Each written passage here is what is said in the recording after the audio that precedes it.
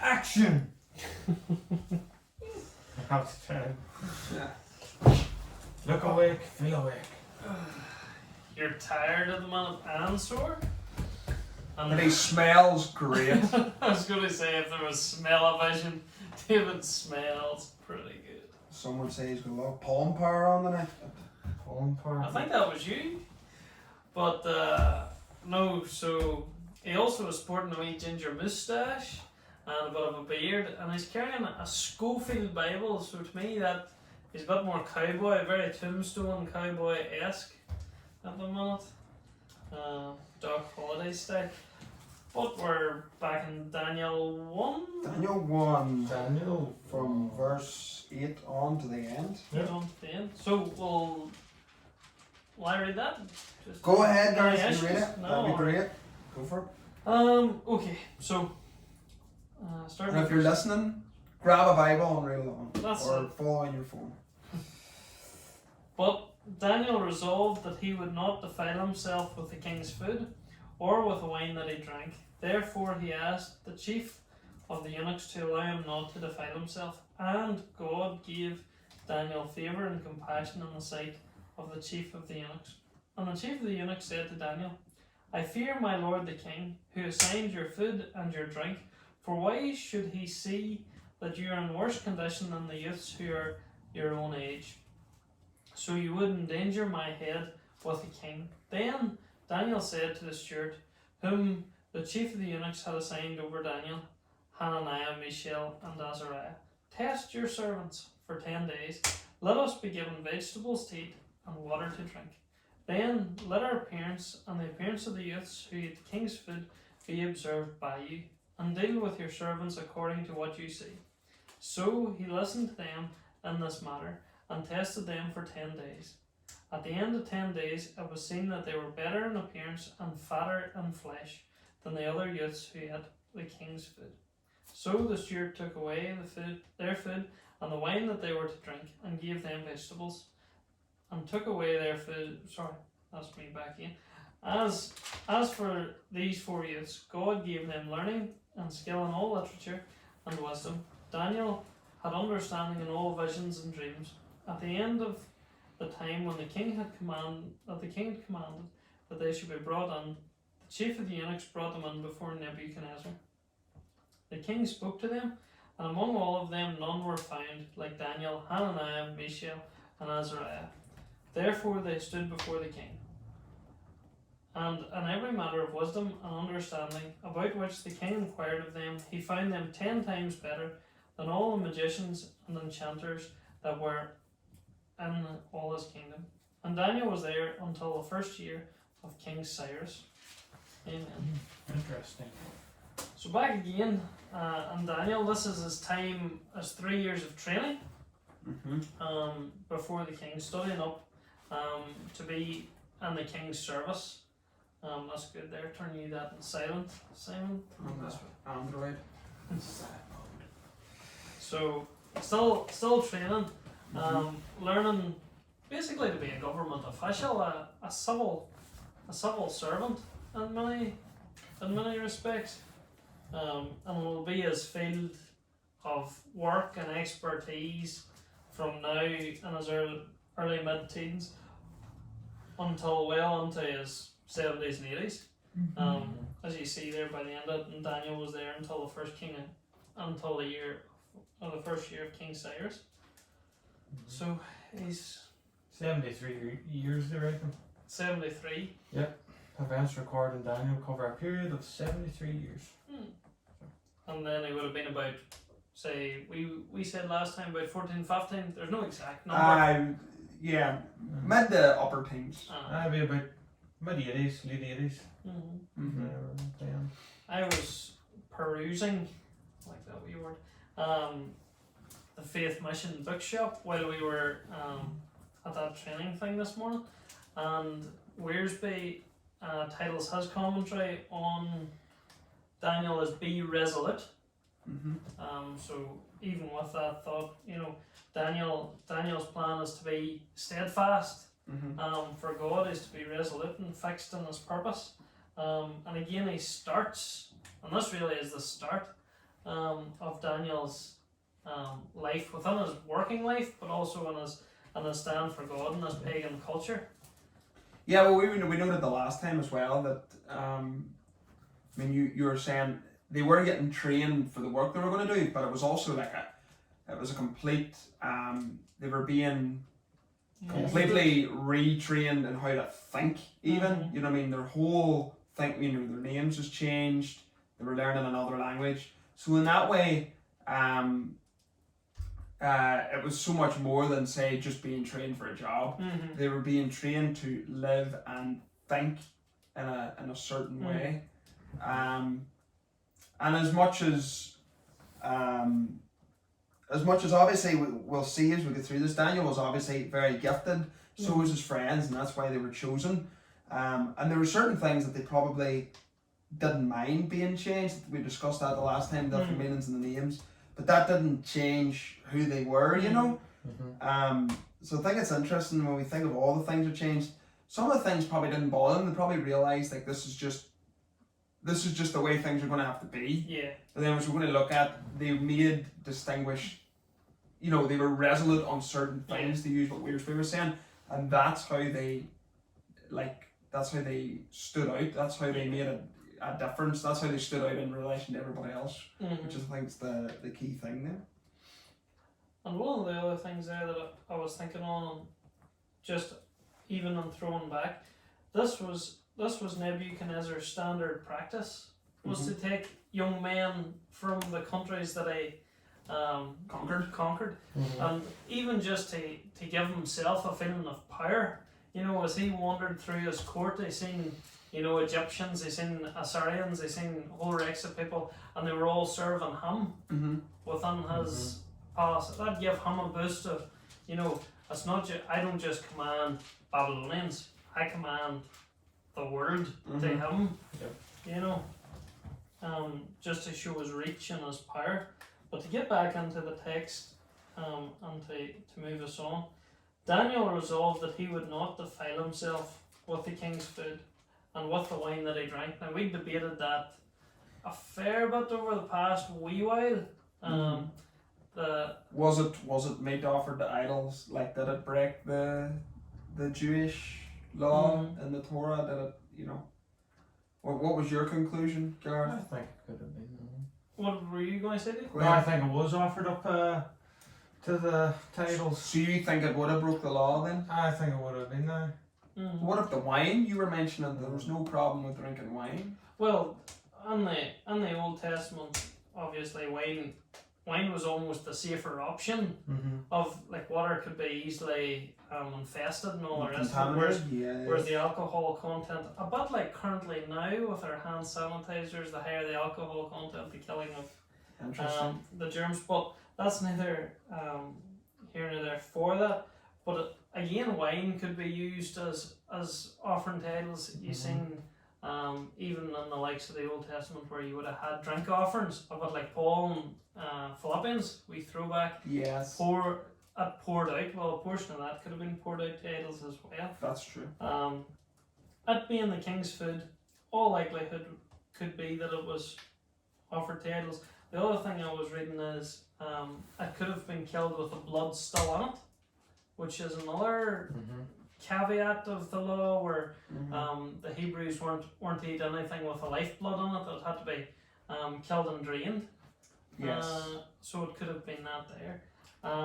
I come down the line of it could have been all those things, or it might not have been any of those things. Yes. But for Daniel and his friends, as you pointed out there were so many changes that happened in their lives. Their names were changed, they were taught a different language.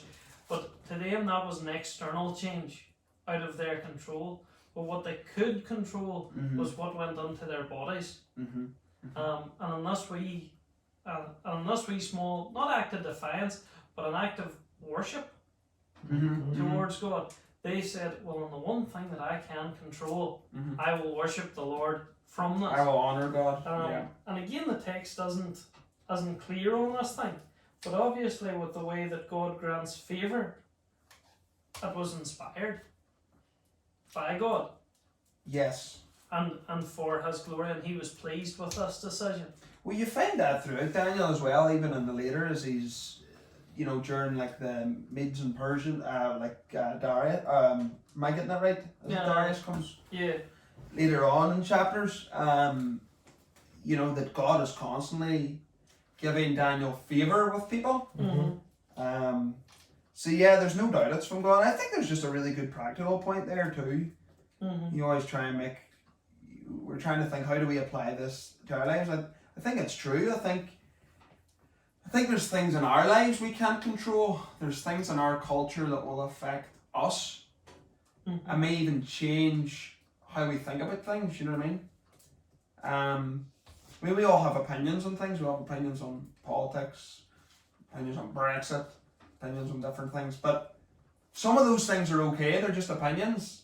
But just like Daniel, there's things as Christians we can control, things that we can do, not to make us look better than anybody else, because we're not better than anybody else, but where we can work, as Daniel was doing, we can do things that can honour God and show that we worship God, and that's what's going to stand out. There's some things that we can do with everything else, you know what I mean? We can play sports, we can have hobbies, we can do a lot of things that normal people do, but there should be things in our lives that are different, not as again stressing, not because we're better than anyone else, but because we want to honour God, and more importantly, we want people around us to see our God as well, and to see who He is through us, so that they might come and honour and worship Him and know Him through Jesus. So I just think, like, for me, like, that's how I feel challenged through this, and maybe that's why God gives him the favour. I think as we honour God, God gives us favour. Not that He gives us everything, but maybe He gives us favour as in like a good work colleague or a good relationship in our work or whatever. That's how I see that anyway, but I don't know what your thoughts are on that. I think they're just, as we were saying, overall, what we came to is like the thing, whether it was given to idols or not. Yeah. Daniel and his three friends had decided that they were going to worship God through non. Yes, this was why. Yes. As you were saying,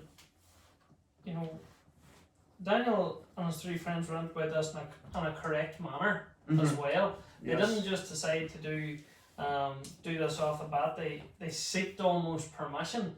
And what we're going to find as we go through this, it's a story of a miracle.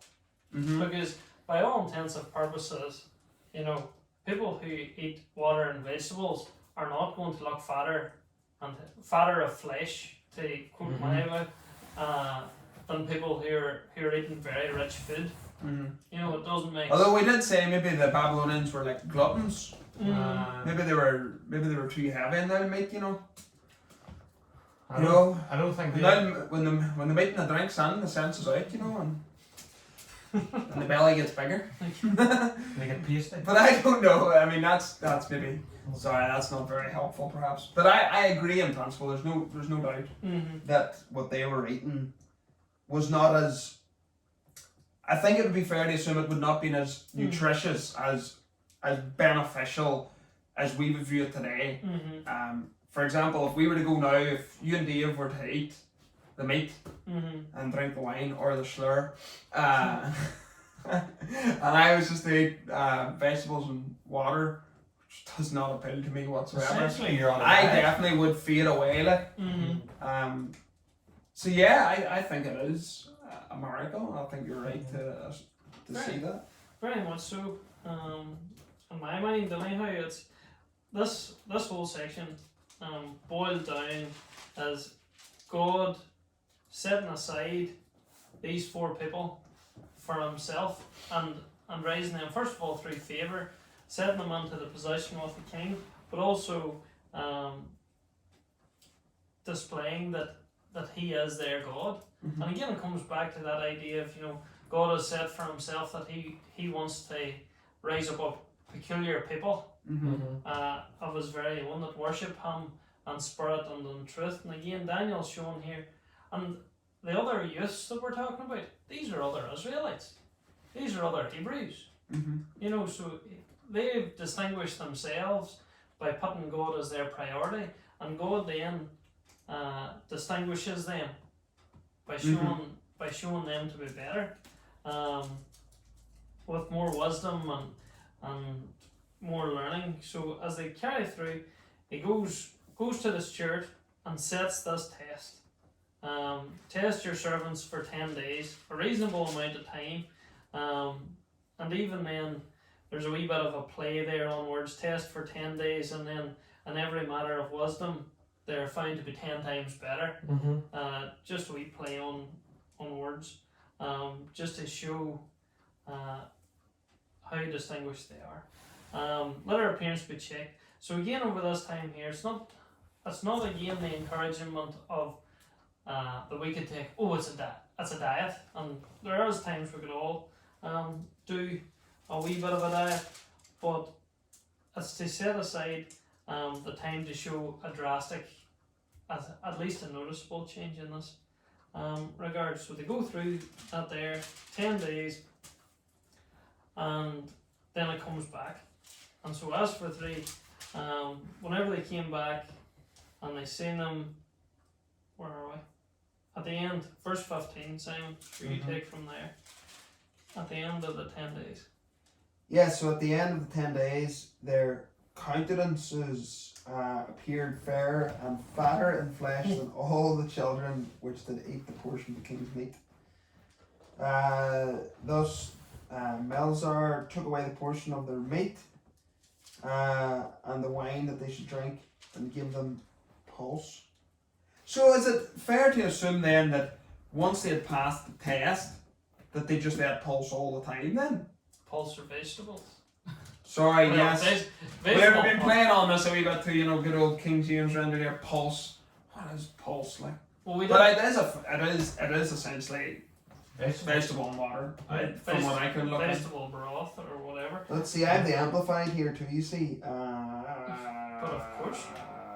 Yeah, it's just translated vegetables in the amplified. Sure, mine we looked it up, and it occurs only maybe 2 or 3 times in the whole of the Old Testament. So the idea is, that is. Oh, and there's no argument here from you know, a man who loves the AV. I know, but it's But it's just a food, a broth, or whatever. Yes. And again, It was a fairly basic diet. There wasn't any Well, fat. it's what they were on. Mm-hmm. It's what they were on for the 10 days.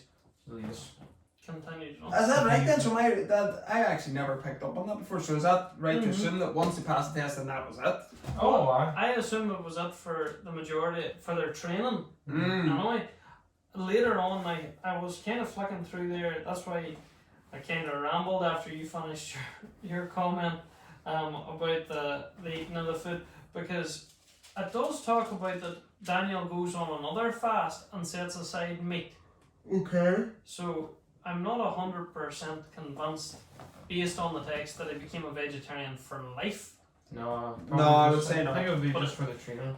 But I do think for the training and for this. But I think it goes back to that point earlier that you were saying it really was a miracle then, Mhm. because clearly, even when these guys, when Daniel and his friends when they were given this, then essentially for the rest of their training, let's take that assumption, then clearly, again, maybe it's a lot of assumption, but that they remained healthy and as good as, or if not stronger than, these people throughout all this period. Like, that's amazing. You could maybe get away with something like this, like maybe they took care of themselves, they were doing weights or something, I don't know, but like Protein shakes. to go basically to cut out that entirely for 3 years, Yes. it would just seem essentially impossible. But obviously God was doing it, and again it goes back to a point, why did God do it? It was because God was honouring them, because they were honouring God. They wanted to worship God, Yeah, that's it. It is.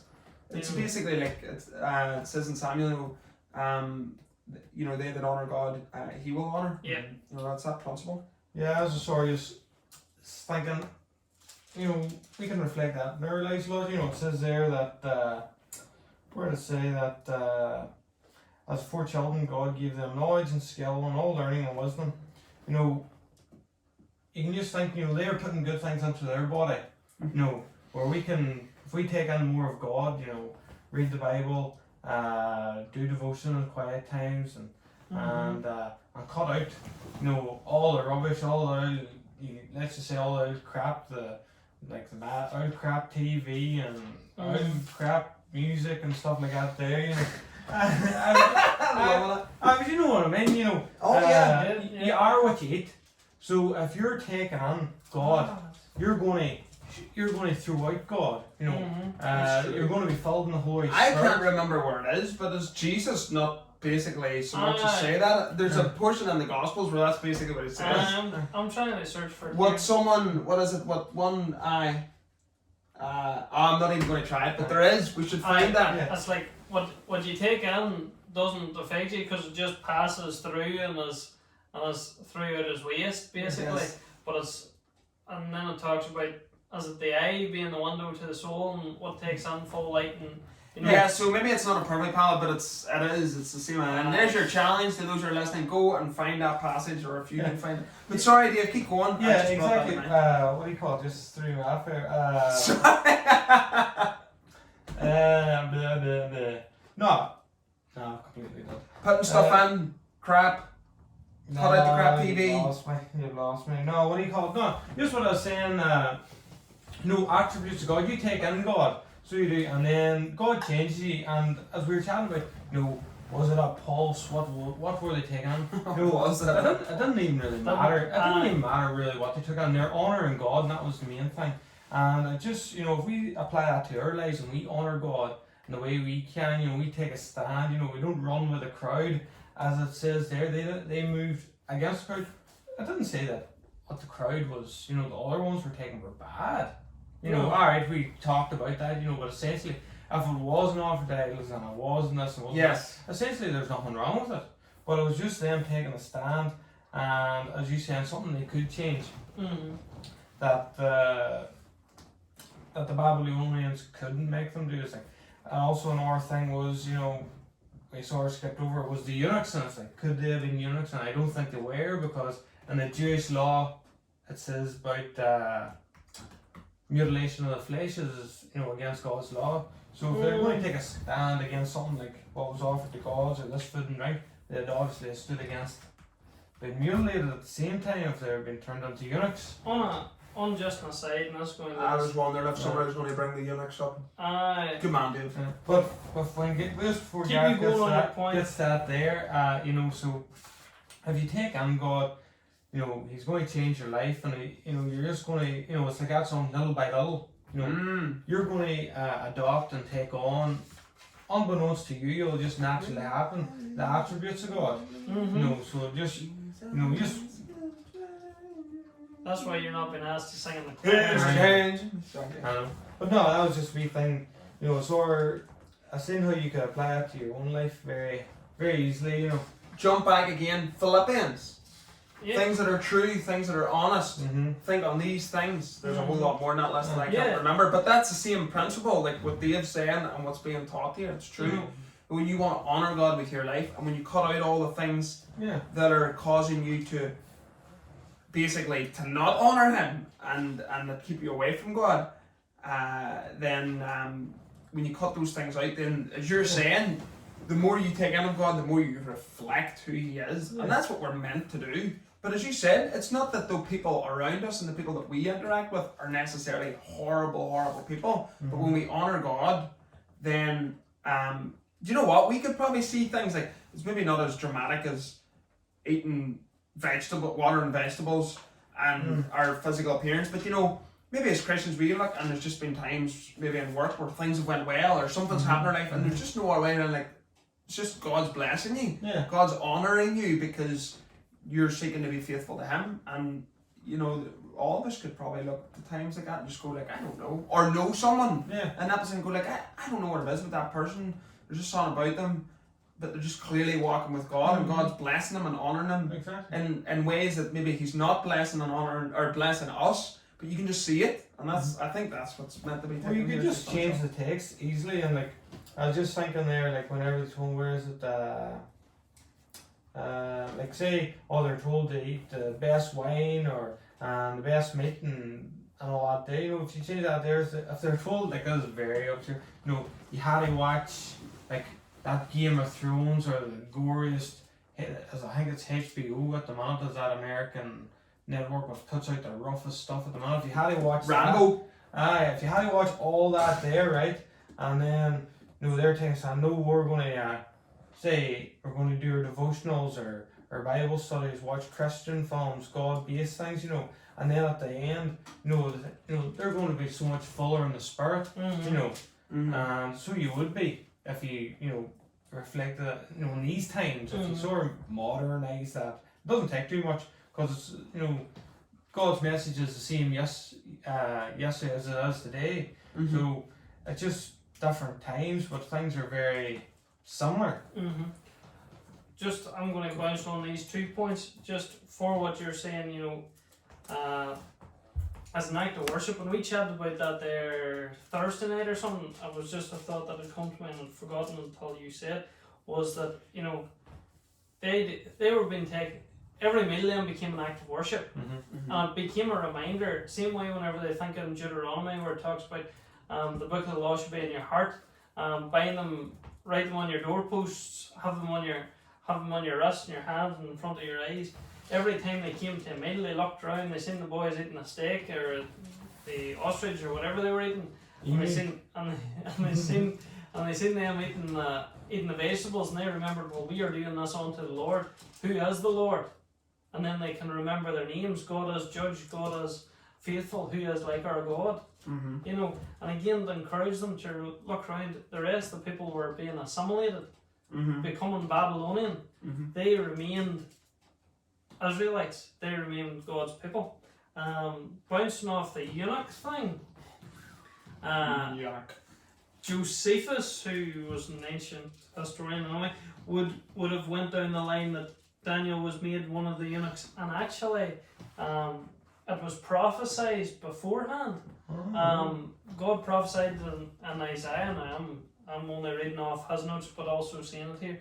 So whenever envoys from Babylon came, Hezekiah showed them everything, and then the word of the Lord came to him because of what he'd done. Basically, you showed them everything, they're going to come now and take everything. You should have trusted in me instead of an alliance with Babylon. But what he said is in verse 7. What chapter, sorry? Isaiah 39, verse 7. I know, obscure, but here we go. And so, there's the Lord speaking to Hezekiah. And some of your own sons who will come from you and whom you will father shall be taken away, and they shall be eunuchs in the palace of the king of Babylon. Wow. So it's not to say that Daniel was or was not, but basically it was prophesied, therefore some of them had to become. But again, maybe that's a point that was something they couldn't control. Exactly. Because if they'd have turned around and said, no, I'm not doing that, probably would have just gone killed. So it's just an interesting point. You can look into around that. Also, I know there's another portion in Isaiah, and I can't think off the top of my head, and he doesn't mention it, where it talks about God binding up and being a God and a father to the eunuch as well. Kind of maybe more in the latter chapters where it talks about the restoration of Israel. But it's an encouragement to those people and to those eunuchs, which again shows through in Daniel's life that he is their God, that he is their encouragement. The same way that we are, and we can take this here as well in the sense that, I doubt this here was an easy stand for Daniel and his three friends, but the encouragement they had was, first of all, they had each other, which reminds us that Christian friendship and fellowship is important. Amen. Particularly in times of Difficulty. persecution and difficulty, where they bind together and strive forward together for God, but also that we'll face difficult situations, and that we're not meant to swim with the crowd. We're meant to swim against the crowd, as you said, Dave, where they stand for God. I was pondering this in the car. Don't know how I got on to gold. Maybe it's the fact that shares are down. And gold's gone up. Yes, that's exactly what it You is. should invest in some cougar lands.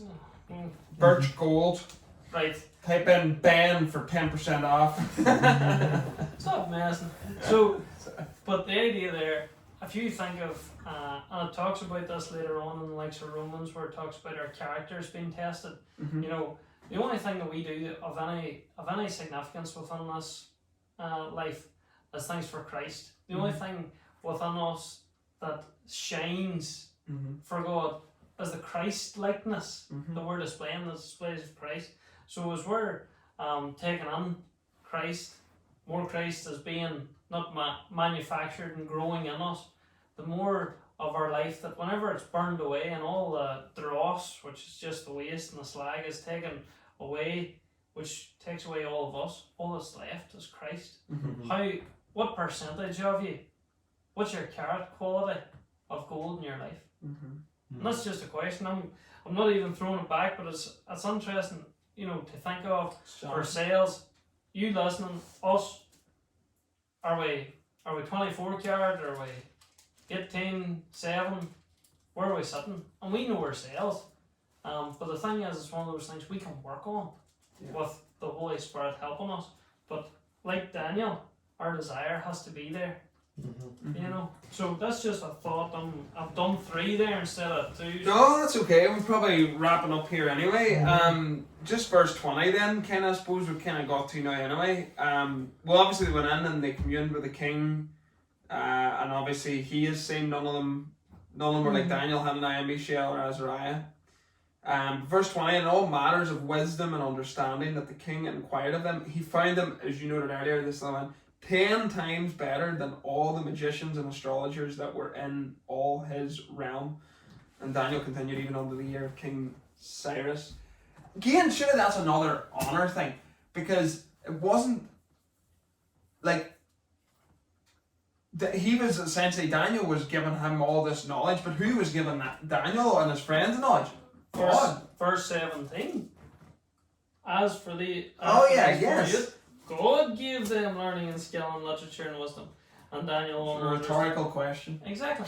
But you know, Very good. so, but you know, the idea there being in the sense that, you know, they were already picked for being smart and for being good looking and for being physically in shape. But God excelled it. God blessed it because they honoured it. Yes. Definitely. And that again is the main and the plain thing. Yes. You know, and again, clearly these people were not prosperity gospel people, okay? No. They didn't have the whole life, like they were clearly in a difficult situation. They But weren't where going to they be honoured millionaires. God, and when they honoured God with their lives, God was honouring them and giving them what they needed when they needed it. And you know, we'll probably see it again. I'm jumping ahead, but next podcast, we're going into chapter 2, we see that again in the dreams, which is really neat. So yeah. As we've seen anyway, Daniel is starting to be resolute in his life, which will continue, as you said, for about 73 years as the Lord spares him. And this is what I love about Daniel, is the fact that you get to see the progression of his life. Now, there's no recorded slip or sin within this. He serves, obviously he's human, he does sin, but his service is faithful. And it's made up of simple things done faithfully well. And again, we can cover that in our lives. So, amen. That's her. That's a wrap. That's fair. Bye, y'all.